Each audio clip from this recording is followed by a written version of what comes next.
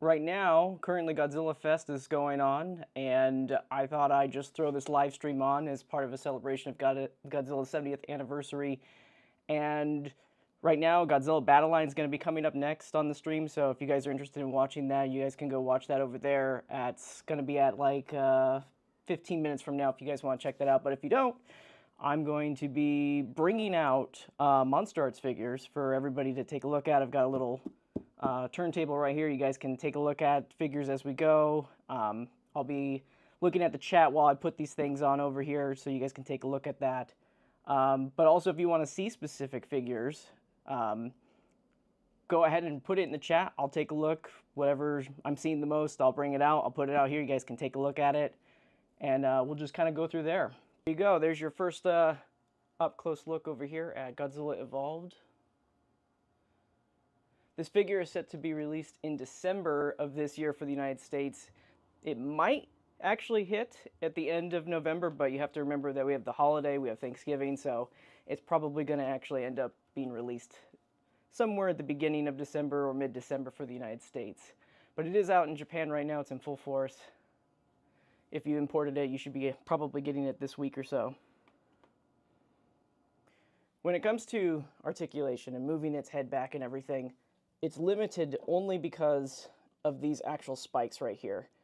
They're not movable or anything like that, so it can only go back so far. So, as far as this can go without it coming off, that's pretty much it. That's as far as it's going to go. It's not going to get any further than that.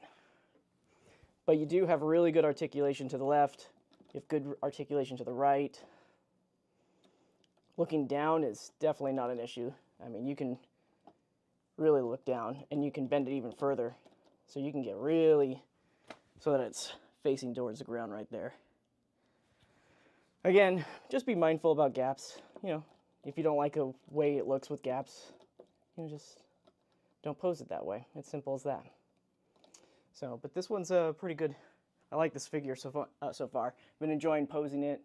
You guys can probably take a look at some of the photos I posted on social media lately. You guys can see some of that too. So somebody asks, have I ever seen reviews of any other collectible YouTuber? My policy on this is that I don't watch any other people's reviews until I've done my own review of the figure. Then I'll go check everybody else's out after that. And that's just because I don't want what other people have said to make an impression with anything that I've looked at it. So I want to come in it with my own point of view first, and then I'll see what everybody else is saying after the fact. I mean, when we use the word QC, I made a big post about this in a different server over there on Discord, but, it's thrown around a lot, and there are certain things that we call QC that maybe not is considered QC, like, for example, joints that fall off. Those aren't really considered QC. It's something that varies with ball joints in general. If, say your figure comes with a missing part, or cracked joint, or the paint is completely different. It's supposed, for example, like if Godzilla's fins were supposed to be pink right here, but we got blue fins instead, or even red, if it was completely red or purple, that would be considered a QC issue right there. But everything else in far in between, like say that there's more paint on the gums on this figure versus another figure, they would call that variance, because it's something that, these are hand painted, and it's just something that's just hard to control.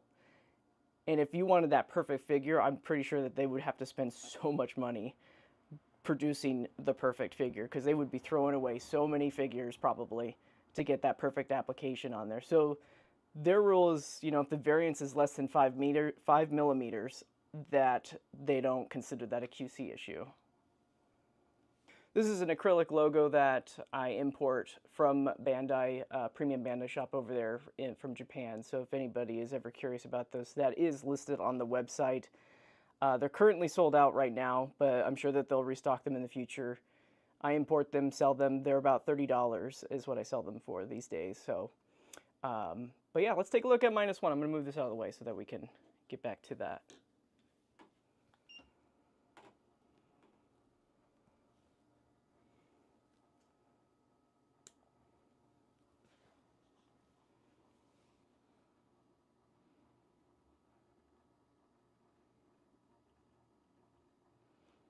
And I'll bring out minus color to compare that with it as well. So that'll be coming up in just a second.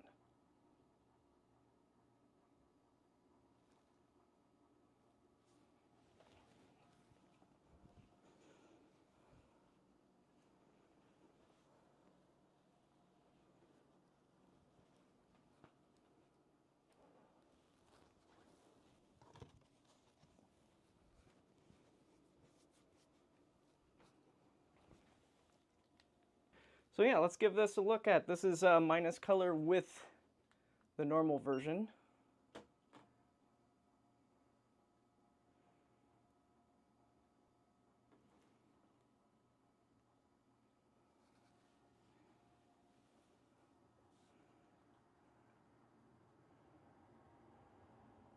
For those just joining the stream, you know, I'm not Bandai. I am the Articulation series. I do content creation, but I work with Tamashii Nations and Bandai Namco. We collaborate, we do promo together and everything, but I do not work for the company directly in that fashion where, you know, I know exactly all the stats of, you know, how the figures are made and the numbers that they pull or what their thoughts are when it comes to competition or anything like that. So I can't speak for them, unfortunately, for that kind of stuff. Yeah, so minus colors, the color, the dry brushing effects on it definitely pop a lot more. And that just could be that it's just, you know, three different grades of color that are throughout. But I can say that the dry brushing on the tail is much more present than it was on the original figure. The original figure doesn't have much dry brushing when it comes to the tail for highlights, but it's definitely present here on minus color. So the heat ray -1, you know, we have to wait a little bit longer to get more details on that. Again, like I said, you know, anything that's released after Evolved Godzilla, I'm not going to have that here for display. But, you know, just, we need to wait just a little bit longer for news on that one. I know on my website I wrote to be determined. There's a reason for that. We just need to wait until after Tamashii Nations 2024, and they will decide whether there will be distribution in the US, so if there will be limited US distribution or no distribution at all. So we just need to wait until after the event. It's kind of like Comic-Con, you know, with the event exclusives, you know, they wait until usually the last day of the con to announce whether they're going to be put over here into the United States or not, or an online order in that case. But we'll see what's going to happen with this guy. Regarding supercharged Evolved Godzilla, that was on the survey that was over there listed at the San Diego Comic-Con. I think that there is a very high chance that we are going to be seeing something like that in the future. So keep your fingers crossed. There, I know some of you like to see the front view to make sure the eyes are straight. It's pretty good actually for this figure. It's not bad. It's not bad.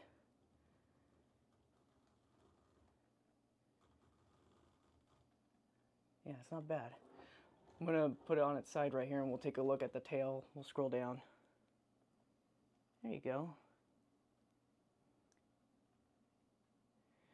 And so this is what I was talking about on the tail. You know, if you compare that to to the regular -1 figure, I'm going to bring that into frame really quick, but you can see that, you know, there's really not a whole lot of dry brushing with that kind of that muddy color on there. So hopefully that is something that will be fixed over there on the new heat ray version that's going to be coming out soon. So hopefully they've kind of, you know, made those adjustments. So, but let's look at the back of the, let's look at the back side of that. There you go. There's the back.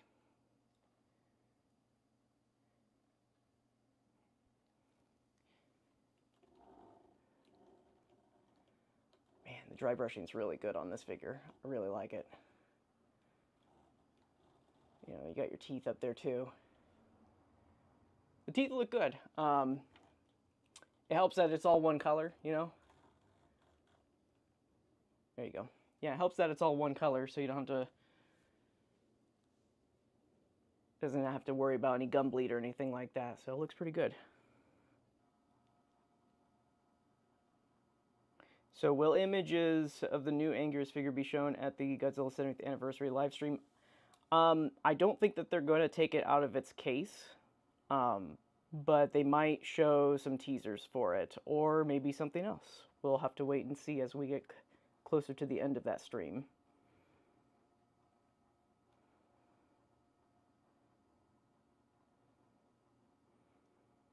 Kaiju O Danny, you know, me and Chris over at Toho Kingdom actually co-did that article together, so yes, I'm very much familiar with that article. Yeah, so for folks that are wondering about the Heat Ray 2024 version, it starts out as a lottery figure for Tamashii Club members for Tamashii Nations 2024, and then they did like an open lottery to just regular P Bandai members. But it's not being sold through the normal P Bandai shop in Japan, but we just need to wait a little longer to find out information about the United States release. So probably towards the end or shortly after the event. So Madhu, he writes, I know there are reissues of 1954 and 2002, but I never see the difference between them. You know, the differences are very subtle, but you wouldn't notice them unless you had all three of them next to each other. So I'll kind of tell you a little bit about 2002. 2002 has had the same amount of reissues as 1954, and the biggest changes for that, and when I say biggest, I mean they're the smallest, but they're the changes at least. The first figure uses decals for the eyes, and then after that they switched to the dot matrix paint that they use nowadays. And that second eye, the first reissue's eye just didn't look that good. It was like way up in the head and everything. I don't recommend picking up that one at all. The second reissue fixes most of that. There's still a couple of copies out there that had some eyes looking off to the wrong direction, but for the most part it looked a lot better. So it just depends on what you like, either the first one with the eye decals or the second one that had the dot matrix paint. The dry brushing on the dorsals also changed as well, so it's very harsh on the first figure and it's much more airbrushed in the second reissue. For the 1954 Godzilla, kind of a similar thing. When it came to the eye decals, was in the first one, they were very big pupils, and then they were scaled down and through the dot matrix process. So they're a lot smaller now in the first and second reissues. The other difference with the first reissue is it has a blue tint throughout the entire figure. So it probably just had to do with that paint batch that they were using. But you wouldn't notice it again unless you set it next to the first figure.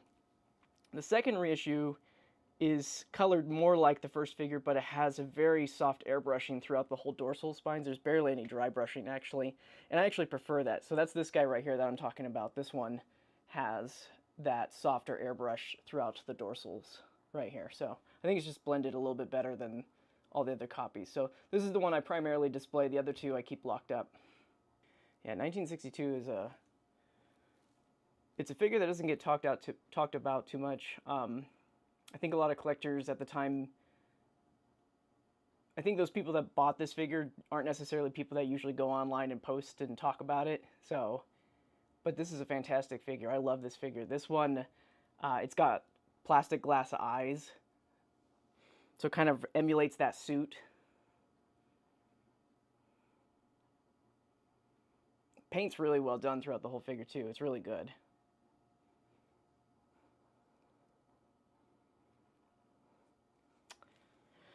You know, Kong from 1962 is an interesting one. I know that a lot of people bring up licensing hell for that. But from what I understand after talking with them, it's just a matter of just an agreement between Universal and Toho at this point. So getting a figure made of that isn't as difficult as it was, you know, when the line first started. But there is a nice replacement. Not a replacement, a placeholder figure that you can get that's out there. I'm going to bring it out for you guys so you guys can take a look at it. It's the YMSF Kong 62 figure. I think the scale actually works quite well. I'm going to bring it out and put it next to Godzilla right here. Give me a second. I'm going to bring this guy out. You guys can see these guys together. But I think they scale quite well, actually. And it's not a bad sculpt either. What do you guys think? I'll even bring out 64 just... Yeah, I'll bring 64 out. I'll bring the normal version. So, but yeah, this is the YMSF King Kong's 1962 figure. I think it scales really well with it, though. If you happen to pick it up, you can direct message him on Instagram, and you can place an order. I'm not sure if he's selling them currently right now, but he's done them in waves in the past. 1964 Mothra would be a very large figure. I saw that. Yeah, that's going to be a very, very large figure if they ever do that one. So I'm going to bring out 1964, and we'll get all three of them on there so you guys can see all that scale. It's so small.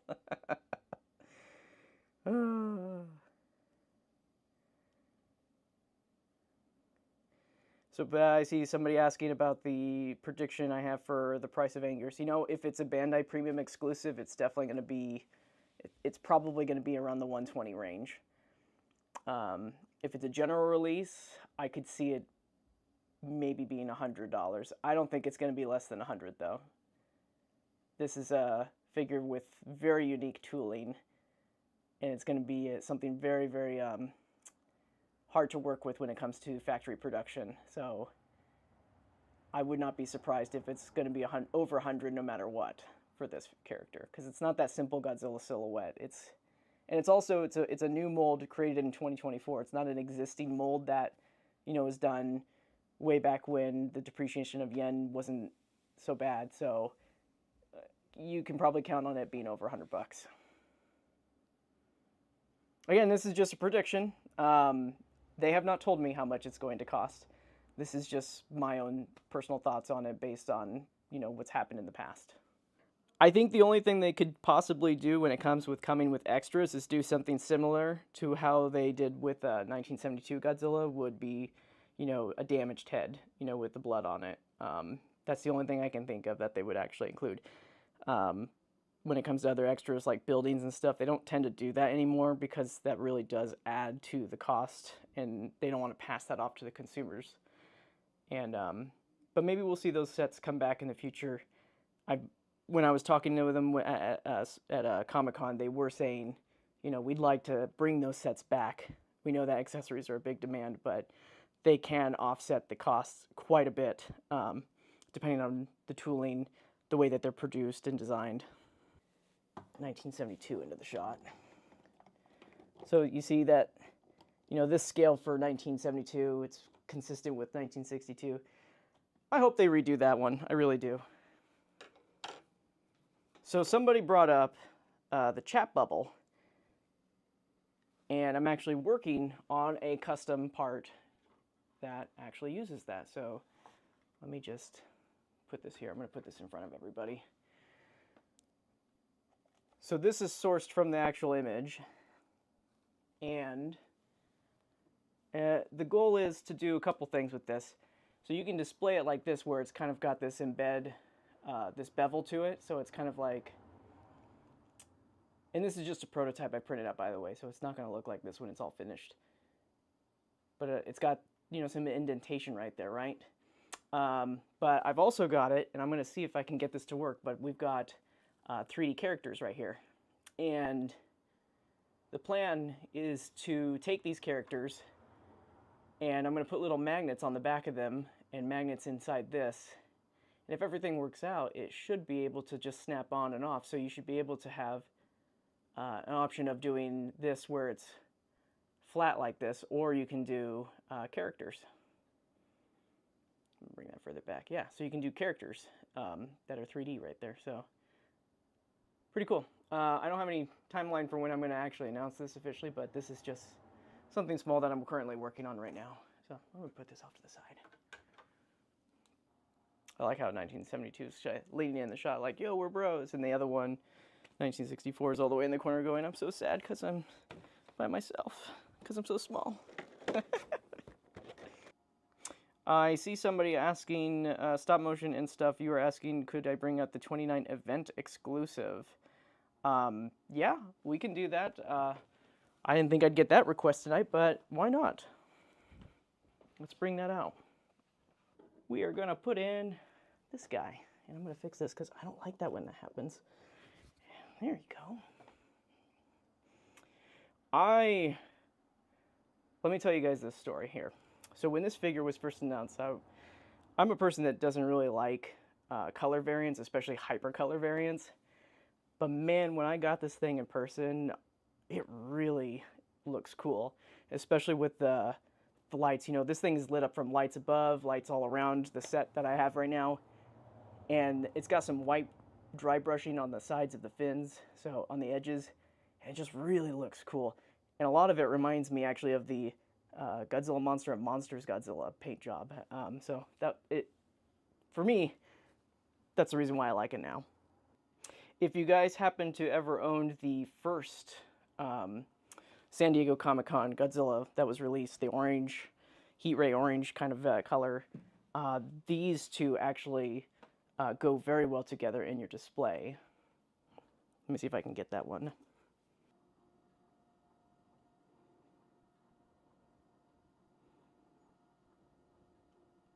Just going back and reading the chat here.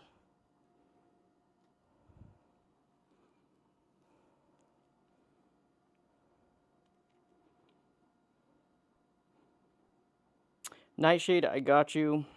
I will bring out Showa Mechagodzilla with 1972 Godzilla. Just a fair warning, it is much smaller than the 1972 Godzilla. 1972, or sorry, Mechagodzilla 1974 scales better with the 1964 Godzilla.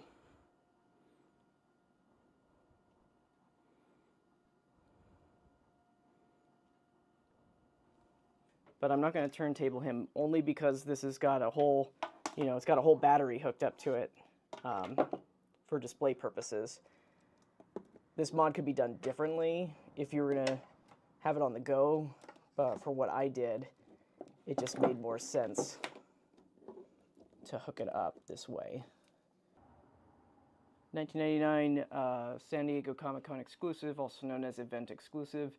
This one has been modded by myself, so it actually has lights on the inside of it.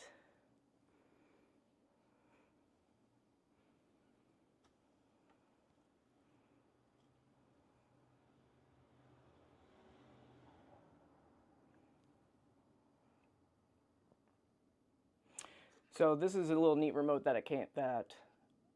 this mod comes with, and you can control different functions of this. You can get this thing on Amazon for maybe about $10 or something like that, maybe less. Usually it comes in a pack. You can't usually buy one by itself, but you know, you can go 100%, 50% lights, 25%. They've got brightness, so you can change the brightness on it. But I like to use it in the different modes that it comes with. So there's different modes, and you can change the speed. So right now it's just like a blink. And I can make it go fast, a little bit slower, change the different modes so that we have a nice fade. I'm going to bring it a little bit closer so you guys can see that.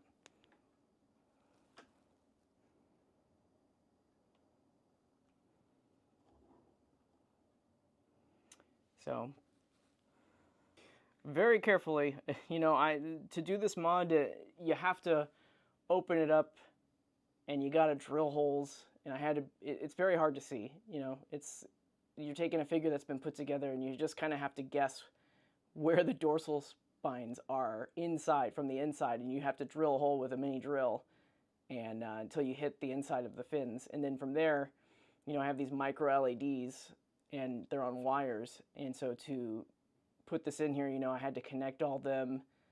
It's a wire mess inside this, actually. I'm not even going to take it apart because I do not want to have to go through that hassle of putting it all back in there again. But it's still fully articulated. Like, this thing can move and everything. It can still do all those movements and whatnot. So I think I just actually broke the fin when I just moved that, so I need to fix that. But yeah. This is more of a display piece than it is going to be an action piece for myself, so. But anyways, I'm going to bring out the Mechagodzilla 1974, and we'll put that with 1972. So, to achieve this effect that I did for that Mechagodzilla figure, it's super simple, guys. All you need to do is just get a little thing of black wash and get a brush, and that's it. Just take it through there and brush it through and get a paper towel just to kind of pick up the excess, and it really makes the figure pop.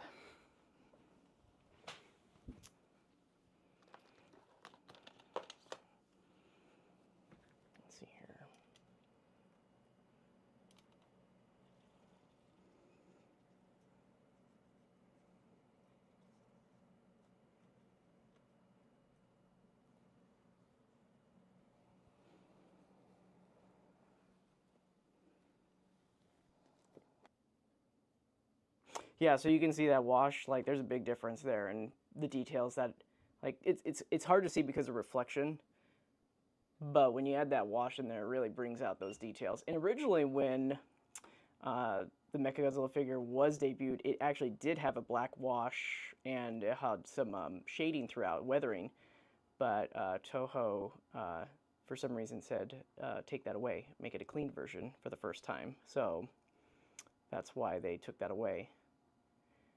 And I think that's been an ongoing trend with a lot of their mechas. The first time they do one, it's always a clean version, and then it turns into more of a shaded experience after that. So like, if we look back at Kiryū 2002, right? The first one that came out, not really much shading. It had a little bit of weathering, not as much compared to Heavy Arms, you know, the 2003 version. That one was chocked full of, you know, of a gunmetal paint job and shading and weathering. And then you had Shinagawa that came out, which was kind of like a happy medium between both of them. But if you're just comparing strictly the 2002 figures together, the Shinagawa has much more shading and weather to it, because it's supposed to be after the battle.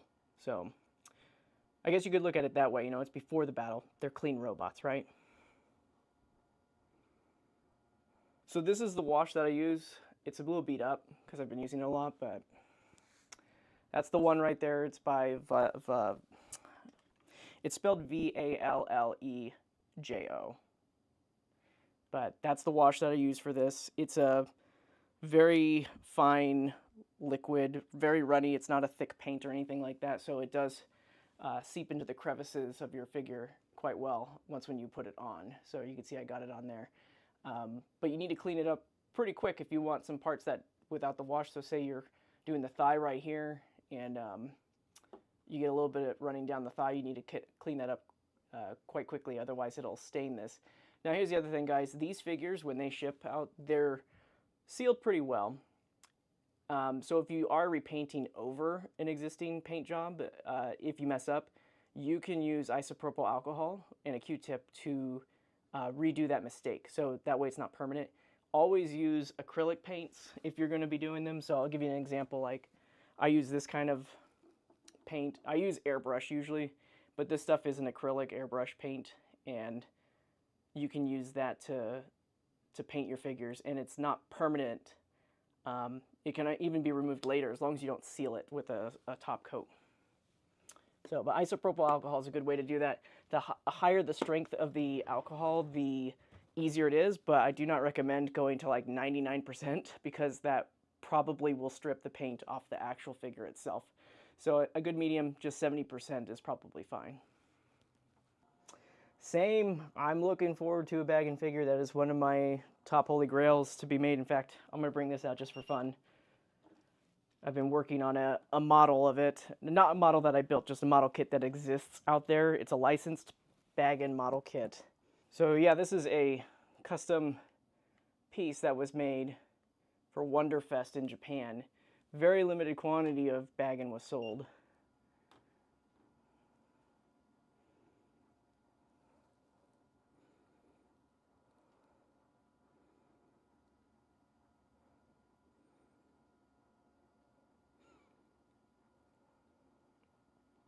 For anybody that's just watching, this is not a MonsterArts figure. Like I said, this is a model kit that was sold in Japan, and I just happened to pick it up. This is just one of my holy grails, one of the ones that I was looking for a very, very long time, and I managed to pick it up. So there's more work to be done with this, though. I've got to seal in the cracks on it. I need to paint it still.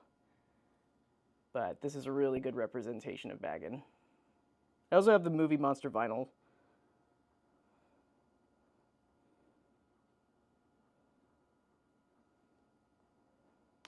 So for those that are unfamiliar with the 29 poster version, that figure, that one was only released as an exclusive on Amazon through the as a part of the Toho Blu-ray. So you can only get it that way. That was at release. You can now find this figure on Mandarik's website. They usually, or Mandarake, however you pronounce it, you can find it there. They've got it not usually with the set, but you can get it by itself. So, but this is a beautiful piece. I really love this piece. It is entirely translucent. So the Evolved Godzilla, the dorsal spines are translucent. I'm not sure if the entire figure is made out of translucent plastic. I haven't gotten that far in depth into my own review for it yet. But this guy right here is entirely made out of translucent plastic. You can stick lights behind that and it will glow. In fact, let's get a light on it and you guys can kind of see for yourselves. See how good this can come up here. So you can see, yeah, the whole body is made out of that translucent plastic. There are parts that are painted so that it's not as translucent. I'm going to move this off too. Get this off to the side. Let me just turn this down, and you guys can see this better. Yeah, so the very translucent on the dorsals versus the rest of the body.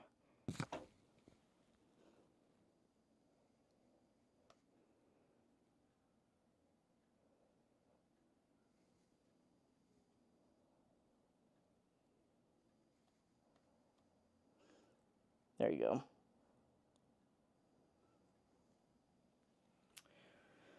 So, yeah, if you manage to pick this one up, you will not be disappointed with it. It is a bit spendy on the aftermarket right now, but it's not as bad as it used to be. It used to be much, much worse when it came to expenses and whatnot. So, but this uses the original 2019 mold too as well, before they did that mold change. We're going to go ahead and play that. You know, when it comes to, oh, that's gross. Let me fix that. So when it comes to these figures, you know, like I said, it's a paint deco. It's an exclusive. If it's something that you're really into when it comes to exclusives and paint decoration, it's neat to have. I'd say that out of all of the legendary Godzillas, it's my least favorite. It's actually not too bad. I see somebody saying the most hated figure. I think there's definitely other figures that are much more hated, but when it comes to the for the legendary lineup, I know that a lot of people look at it and bash it quite a bit, but I do like its base paint, not including the night combat part, but I do like its base paint better than the 2024 Godzilla, and that's just my personal preference with that. I just don't like how dark it is compared. This still kind of keeps in line with the legendary paint that they've got across most of their figures, so at least it's got that going for it.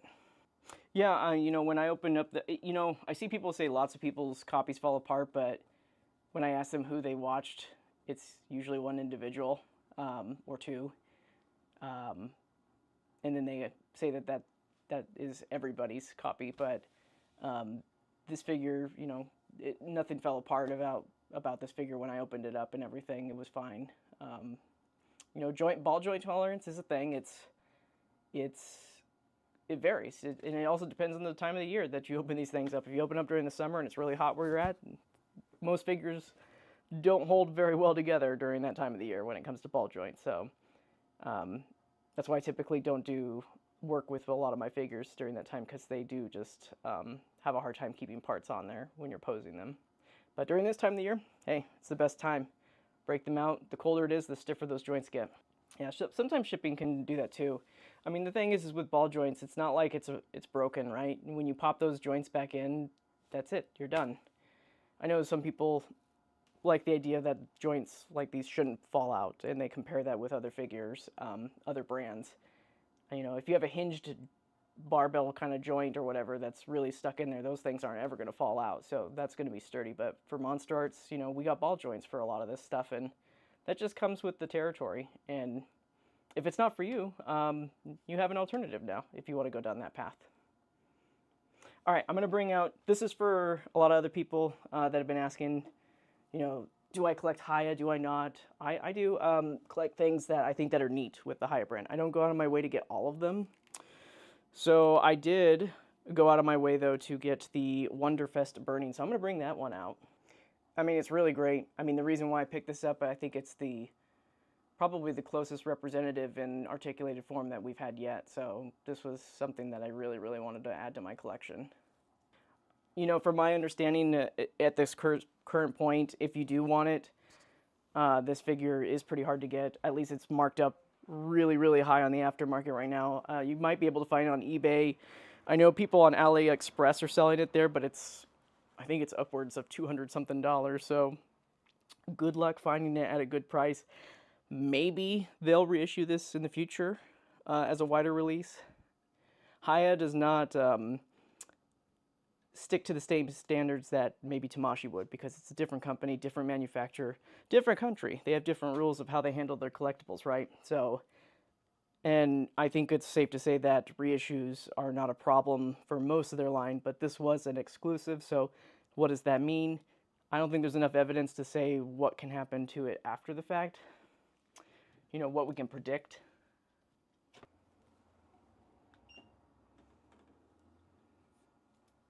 And you can see, like, even on the bottom of the MonsterArts figure, it kind of looks exactly how it should, right? What we saw on screen. But then when you get to at the top, you know, it's very scene specific. When Yuji Sakai talked about his paint job for this, you know, the reference materials he used were for 2D references from the 3D models, and they were of the figure basically at climax of its whatever you want to call it, the Mothra blast or whatever it was, the nuclear pulse. And that's what he had to work with when this figure was painted up. So many of these other companies that do these figures after the fact, you know, they've got access to the, you know, movie assets in this case for Haya, or, you know, they've seen the movie, so they're able to try to replicate those paint applications as much as they can to the movies now. So it's just a neat variant to have between the two. You know, I have my MonsterArts copy, and then I got my Haya copy right now. So I have two different versions of the character, and I enjoy them both. Nightshade asks, what's my Haya collection? You know, it's, like I said, it's, right now it's mostly MonsterVerse. You know, I don't really have the need to get any of the Toho stuff, since I already have the MonsterArts versions of those, but, you know, I have one rep of each legendary movie. So I have, you know, the 2021, I've got the 2019, the 2024 pre-evolved. I've got the Rodan figure, the Mothra, and now I have this Burning Godzilla right here. And I do have that Kong, legendary Kong on pre-order, as well as the Shimo. So just basically a lot of the MonsterVerse casts, I like the way that they turned out because they are actually using those 3D models. So that's not to say that I'm dogging on the MonsterArts version, though. You know, they serve a different purpose in my collection, and obviously I'm going to get them all because that's just what I do. I get all MonsterArts regardless, and then I post that information for everybody else to you know, make informed decisions. That's the whole point. Yeah, and you know, both of these figures, somebody said, you know, the brighter application makes it look sick. Both of these figures are completely translucent, so depending on your lighting situation, you know, it can look really good. If you guys want, you can look at my website on the showcase for my Burning Godzilla. I did some cool lighting, dynamic lighting setups with that, so I think the figure displayed just by itself on a shelf without any dynamic lighting, it just doesn't look as impressive as it should. So it definitely needs that extra care into your setup to make it pop, I think.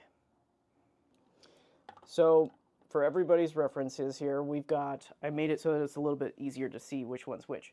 So on your left over here, we've got our 2002 Kiryū. This is the first release that was done back in the day. Then we got 2003 Heavy Arms, and then we've got Shinagawa with the broken arm right there. Let's get a little bit closer with these guys.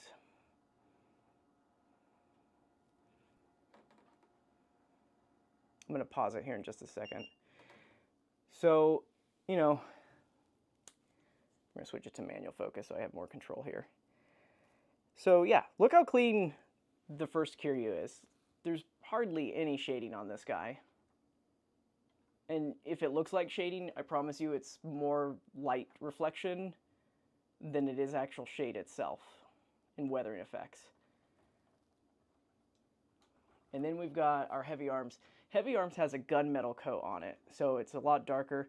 There's a reason why it's a highly sought for figure, you know? It's got that nice Terminator look. That's how I have mine displayed. I'm gonna move that. So yeah, it's got that nice Terminator look right there with the eye. It's really sick, and it's got this other hand that's a little bit different. The chest is also different compared to the other the first Kiryū too, so because it's been upgraded in the movie. And then, and this one's got weathering throughout too. And then you got, you know, our Shinagawa version right here. So this one, you know, it does have some weathering. It's not a lot. It's not a lot compared to the 2003 Kiryū, but it's definitely got weathering throughout, in parts, specifically towards the edges.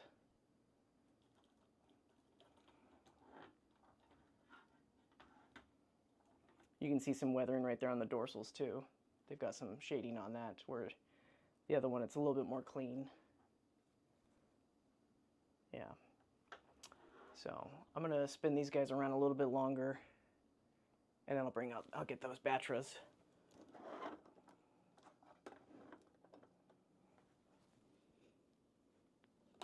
Oh, that's right, the accessory. So if you happen to get these, I mentioned it earlier, you can get them on Mandarake or Bai. These are some AC3 Herons. They are part of the what's called the Toho Machine Chronicles. I think it's the second version of that. But they scale very well, actually, with these figures. So if you happen to get these, definitely worth the pickup in my opinion. So I saw Nightshade's comment on there, what are the differences with the Batras? The biggest difference, I'll tell you this, it's not with articulation. The engineering is 1-to-1, it's exactly the same. I believe that the night version just has a little bit more of a saturated color scheme, but the biggest thing about it is that all of the translucent parts on it, on the original figure, have been painted over except for the eyes. Like I was mentioning earlier, like the big difference on this one, I'll go grab the original, but this one, you can see the paint on the horns. It's been fully painted through. On the original figure, even the sides parts right here, these were translucent on the original, but now they've been painted over. So for people that don't care about translucent parts, this is probably the figure that you'd probably want to get. As far as the wing paint goes, it's very much the same, maybe just a little bit more saturated in color. I'm going to zoom out a little bit for you guys right there.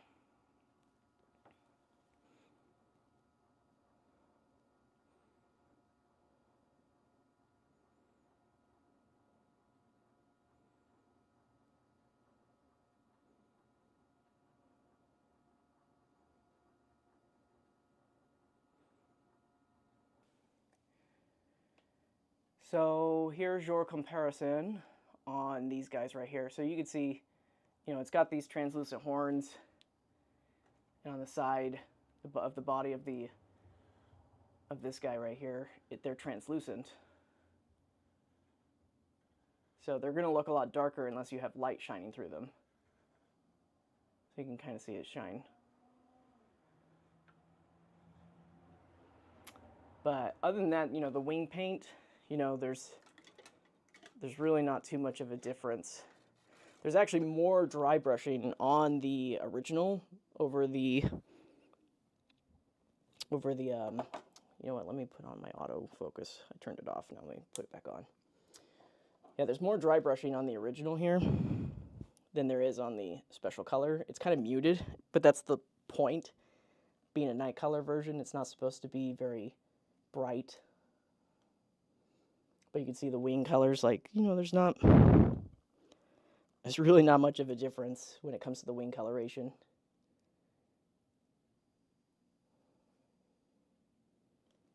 Yes, happy Godzilla Day, indeed. Let me get this back on there. I actually prefer, if you compared these with the Mothra figure, I actually prefer the Batra wing articulation design engineering over the Mothra one.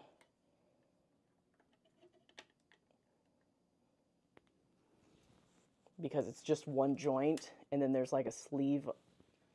It's kind of hard to explain. But it's just one joint, whereas the Mothra wings are two joints.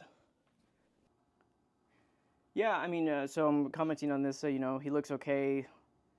I like Batra, but he looks super fragile. You know, the figure itself isn't actually fragile. The plastic is a bit of a harder material. The legs at the base of the figure can be finicky and they can fall out. That's the only pain for that. There's not too much bend in there, but you can get really creative with these Batra legs right here. Like, I'm going to show you. I'm going to take one off and do it. But you can twist these legs and you can actually come up with a different type of pose. This is an example of how you can get creative with the posing. So I'm just going to kind of put them like this. So, you know, the Batra's legs, to do this, they have to be twisted right here at the middle section. And you can get that kind of effect where they're more outwards versus inwards, because the way it is right now, they just go up and down, and they can tilt left and right, but that's kind of it. But you guys can see, like, it's more menacing that way. And I have this actually shot, this shot right here, I have this in my review if you go look at that. Thank you, RoboLizard222, for the super chat. My God, I was not expecting that. I've never expected a super chat. Thank you so much for supporting me in the channel right here, and you know, I'll do my best to continue to get you guys these exclusive news, and maybe I'll do more of these in the future. This is my first time doing this as a live stream, so I've joined the Figure Mania show as part of a talk panel kind of thing, but this was just something fun I wanted to do, so thank you so much. Yeah, thank you. Thank you. And maybe for that, I'll just stick around for another 5 more minutes. Maybe 10. Thank you so much for that. All right, let me see what else I can bring out for you guys here. Thank you, Nightshade. Yeah, that was, I'm always open to sharing those comparisons right there. So the reason why I brought these 3 out, by the way, is just to show you guys variance. You know, these are 3 copies right here. Dry brushing variance is definitely evident throughout all 3 of these figures, you know, because they're not painted by the same people. You know, it's not a machine that does it. It's, you know, one person that does this paint job. And as far as the mouth paint goes, it looks good. Now, I'll tell you guys this, from a distance, you know, in person, the mouth paint actually doesn't look so bad. You know, a lot of people say, oh, pink gum, Colgate mouth kind of stuff like that, but, and I understand that when you look at it, but it's not so bad when you have it in person. When you have it in person, it just looks a lot better than it does on camera.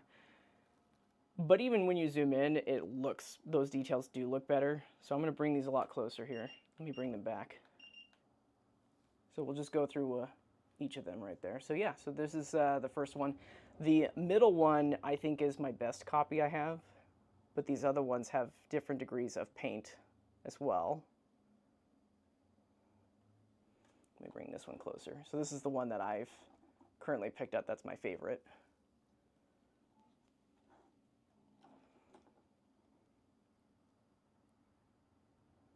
And these mouths can open a lot wider than this. You know, I just have them opened semi, but they can open up pretty far. And the tongue is also articulated. I don't have a tool with me, but let me see if I can grab one.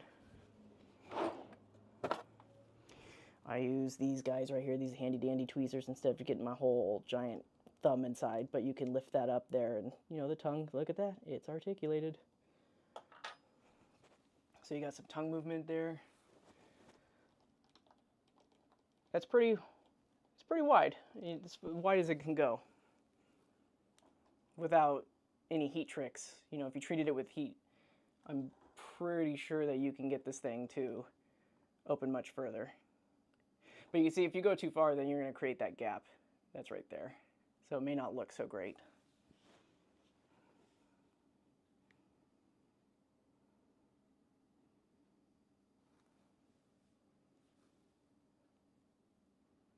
I'll stop touching it. I saw somebody say the shots are out of focus on the mouth. There you go. Mr. Robo-Lizard. I mean, this one right here, I think I actually have it as high as it can go. You know, a lot of the height that you're going to get on the head, let me zoom out so this will be easier to do. A lot of the height that you're going to get on this head is actually more complemented with the body movement right here. But this is his, you know, that's his, you know, if you turn the leg, the back parts of these spines just a little bit, just to give it a little bit more movement there, you can kind of get it a little bit further back. But, you know, that's it. That's as far back as it's going to go. I'll give you a side profile. That's as far as it's going to go. But, you know, I did this post earlier where we have it kind of, I'm going to just move these guys out of the way. So, you know, I did a post earlier where, you know, it's more like this. And you can really get some good angle on this. Like, the legs are so much better than the other legendary Godzillas. I don't have the grapple hands on these guys right now because I was going to do something with the other parts, but let's see if I can get it more. Oops. 1 second. I'm reaching over my camera right now, so it's a little awkward. I'm going to try and get this head posed up as much as possible without it falling off.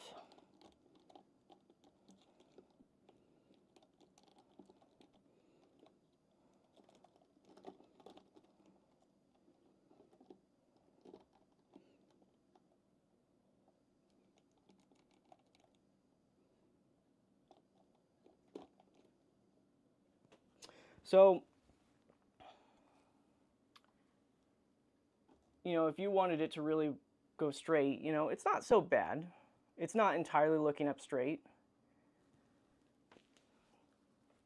It's more of like I see somebody saying the green paint stops. It's more, it's actually still green. It's this light dry brushing that kind of stops right here. Let me see if it's like that with the other figures. You know, on this particular figure, there's a lot more dry brushing on these, but on these other ones, that dry brushing isn't there, so it doesn't look so bad. So you can see that one right there on this other variant. The transition is a lot better. So I'd say that maybe the other one, you know, it's not as preferable. Let me pull out the third one here. So this is the third one. And it's a little bit of, it's not as intense as that first one. But yeah, that dry brushing isn't there on that tail as much throughout the main part of the body, like at the top.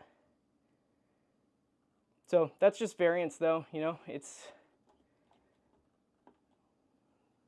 let me pull this back there. This is the third one. I didn't show off the third one's mouth. Let me get closer for you guys on that one. Maybe a little too close. Give me a second. Putting manual focus so I have more control here. There you go. I mean, what you're seeing right now, this is like a perfect white balance setup, so... And if it looks gray in parts of it, it's probably because my shadow is blocking the light. But it's got that greenish color throughout. Let me go grab the other one that I had originally crouched here. This is one of the big notes that I did not like about this figure is that the top of the head, and this is consistent, and this is not a QC issue. This is just how they did it. And it's not even variance. This is just how they did it. And the top of the head of these figures are all glossy for some reason. So I don't know if you can see it that well. I'm going to try and move the head just a smidge, but yeah. It's not so much on the neck. The neck, the rest of the body is very much a matte coating, but for some reason, the top of the head right here, right between that purple or that pink, it's very glossy, and it's only on the top of the head. It's not on the rest of the neck. It's just the top of the head, and it's consistent throughout all these figures. It's not a, like I said, it's not a QC thing. This was a design choice that they did. But overall, you know, I think it's, when you look at the prototypes, you know, they're hand painted by Yuji Sakai. They're a good guideline of what these figures are going to look like when they're finished, but you know, it's I think it looks good though for what it is. I'm satisfied with this actually. The only other thing I don't like about this one too, this pink fin, and that's going to be pretty consistent along probably with most figures, is that there's too much paint on it. It is a translucent dorsal spike right here. This is translucent, but there's just too much of a glob of paint. This one, the second copy I've got, actually balances out a lot better. So it's not as strong looking. So that's a little bit more acceptable in my opinion.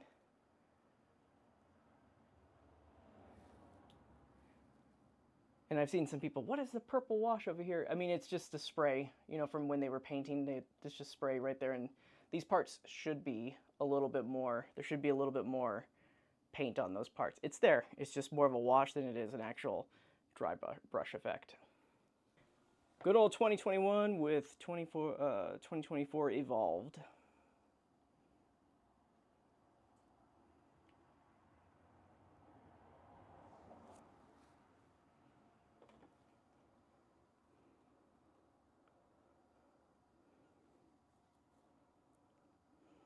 Awakening, y'all want to see Awakening, huh? That's a tall order, but let me see what I can do.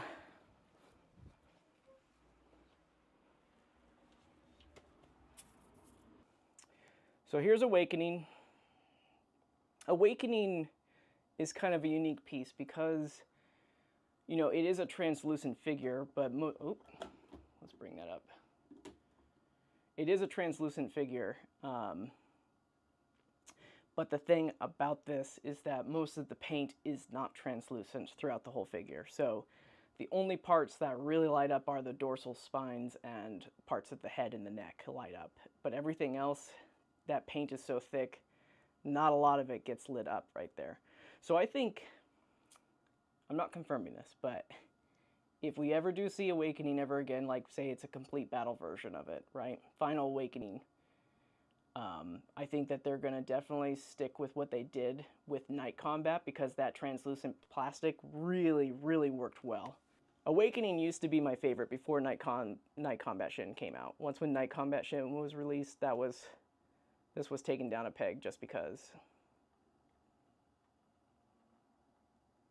We're going to pause it right there so you guys can see that face better. I have my mouth open on this pretty wide. Actually, I don't even think I have it connected. There you go. It can barely move. It's not that articulated when it's in this form. Hold on, my autofocus is fighting me. There you go.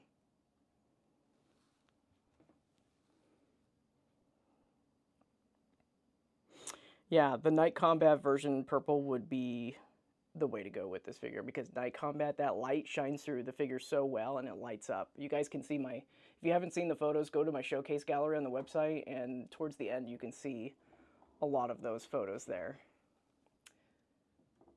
And fun fact for anybody that doesn't know, this head was remolded for this version, and this was the head that they used for all of the other Shin Godzillas moving forward. So the very, very first Shin Godzilla figure that was released has a nasty seam line that goes down the middle of the head.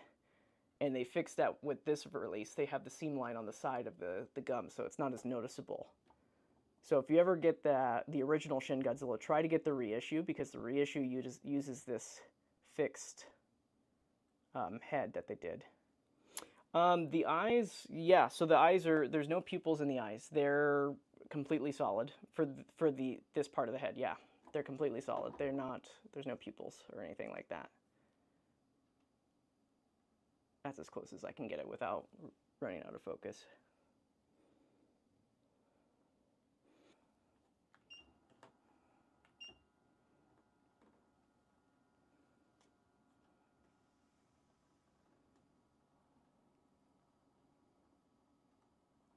So for those wondering, you know, oh, I wish that they did the spines all the way through. They did make the spines orange for the Ultimate Burning Godzilla, but this take of it was actually suit accurate. The actual suit of Godzilla, Burning Godzilla 1985, did not actually have orange all the way throughout the tail.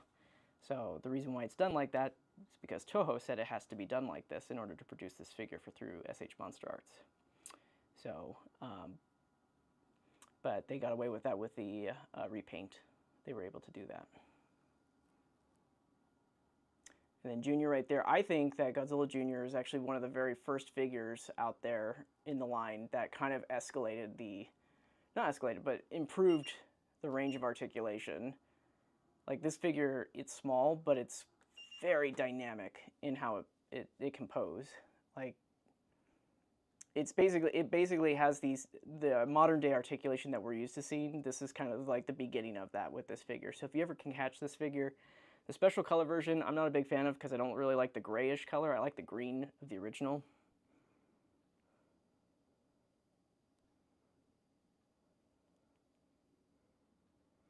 Yeah, there was like a factory change at one point in time. I think it was back in 2014. I can't remember. It's been a while. It's been such a long time. I've been with this line for a long time. But there was a change in factories around the end of 2013, beginning of 2014.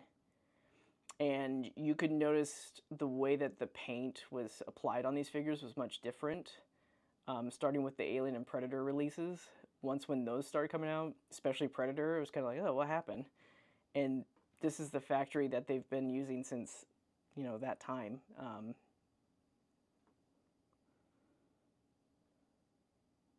Show us Junior articulation. Okay, I'm gonna move Burning out of the way. I don't really like to do these demonstrations with my hands, but I haven't moved this figure in a long time, so it might not actually hold together that well. But, you know, let me recenter my camera here. Okay. All right.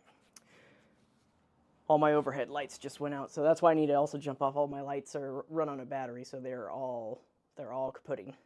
So yeah, so this one, you know, as far as tail range goes, you know, you can get that far. It doesn't have a lot of segments in it. It's actually like 1, 2, 3, 4, 5, 6, 7 segments on it. So they're very close together because it's got that Heisei design. So it's not incredibly articulated as far as you'd like it to go. With heat treatment, I can get this to go a lot further though. As far as the leg articulation is, you know, it's kind of got that hind leg business. I'm holding down the foot so you guys can kind of see that. As far as the front of this thing goes, though, like look at that. Like you can really make this go in many different directions. Got some nice tilt to it.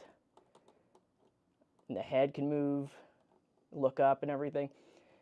And I think that's why MonsterArts does this kind of design with the neck, is because, you know, the head goes over those parts and it looks really good when you're posing it those different directions, you know. Mouth can close. The tongue is not articulated in this thing. Let's see what else I can do. As far as the legs go, like you can go, you know, really far out, or you can go all the way in. The legs can go up, down. You can turn them all around. It's kind of angled right here. You could turn this 360, but it's kind of difficult to do. But it can do it. But yeah, this figure's, like, it's fantastic. This was the beginning of when the articulation started to really improve in the line, was with this figure right here. That is it. Thank you for spending some time with me, and we'll looking through MonsterArts figures. Maybe I'll do more streams like this in the future where we just kind of sit back, chat, and you guys can ask questions. I can answer some stuff based on the line. But that is it for me. Thank you so much, everybody, for joining the stream. I think at one point we peaked around 60. That's okay, though. Today's Godzilla Fest, people want to watch the stream over there.